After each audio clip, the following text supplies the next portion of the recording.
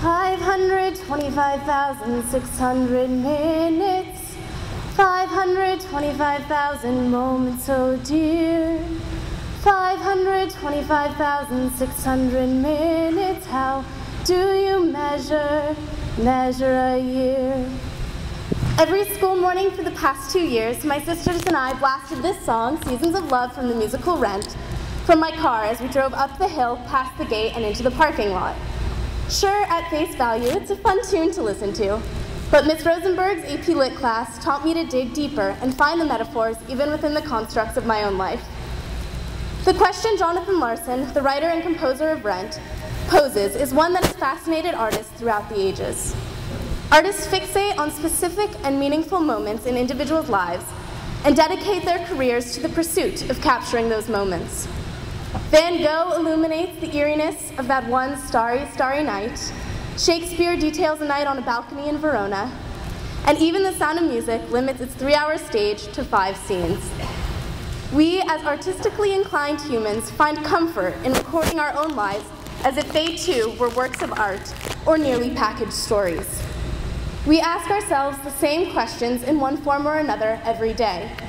What moments define us, and how do we measure our lives? Many people retrospectively reflect on their lives in phases: elementary education, middle school, high school, higher education, marriage, children, etc. So as my high school years come to a close and I stand at the brink of the next journey in my life, I ask myself a variation of the timeless query: how can I measure my years spent at SDJA? I am a lifer. I cannot simply write off my time at SDJA as one of the tidy, clearly defined phases of the average person's life. SDJA does not fit the regular mold of education. So I'll measure it in other ways. 1,200, the approximate number of poems read, analyzed, and grappled with during Poetry Tefillah every Monday and Thursday. 12, the number of all-nighters pulled studying for Miss Wu's notorious quests in humanities, AP Art History, AP US History. 3, the number of full mugs of cinnamon tea I drank and relished during a tea party that Amy Shoemaker and I planned honoring the wonderful Mr. Cohn. 70, the number of lunches spent hanging off the shiny red monkey bars in lower school. 7, the number of years my green team, Eilat, triumphed in the sports day tournaments. 999, the number of times we heard the phrase, "How are we to live?" from the humanities department. 31, the number of cups of tea and or strong coffee drunk into the wee hours of the morning with my fellow classmates ostensibly studying but really discussing the meaning of life. 53, the approximate number of pumpkins dropped and smashed every year for a physics experiment conducted by Mr. Tashoff's classes.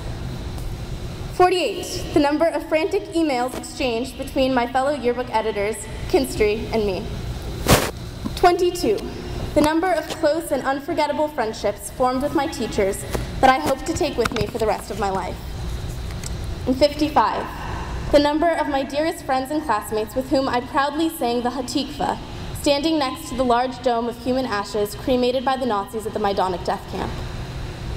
This tangible list of numbers is long, rich, and colorful, and the memories will continue on and on to last a lifetime. But I realize that the SDJ experience cannot be so superficially quantifiable. After 13 years of attending the Academy, I feel the only truly true way to measure my time here is in the values and the lessons that I have gleaned.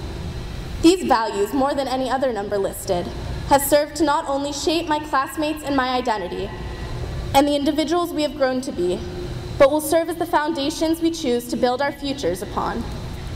SDJA teaches us collaboration, being nice to others. It teaches us responsibility. We belong to something greater than just ourselves. We belong to a people, to a land, to a world, and to each other. The basic building block in Judaism is called the minyan, teaching us that we cannot rise to our greatest spiritual potential alone. We need a community to fully express ourselves to God. As a student at the SDJA, I too feel that I am part of a minyan, part of something that is greater than myself. But coupled with that sense of responsibility to the greater world, SDJA has sparked personal quests for self-knowledge within us. Perhaps most importantly for my fellow seniors and me, as we embark on the next stage of our lives, SDJA has taught us who we are and who we want to be. SDJA fosters an environment in which everyone is so out of the box and so unique that there is no box to physically be put in. Thus, we have learned to fashion our own boxes. I do not know how comfortable I would be with using meow as a greeting instead of hello if I grew up in any other environment. But SDJA has granted me the liberty to be my true, quirky self, free from the constructs of social inhibitions. I think Jonathan Larson ultimately offers us a solution to the age-old question: to measure time in seasons of love. Cliché but true, SDJA teaches us above all to love our friends, our teachers, our families, and the world around us. So I'll conclude with a final calculation: 1 million. The number of times each day I am proud and honored to graduate from the San Diego Jewish Academy. Thank you, and congratulations to the senior class today.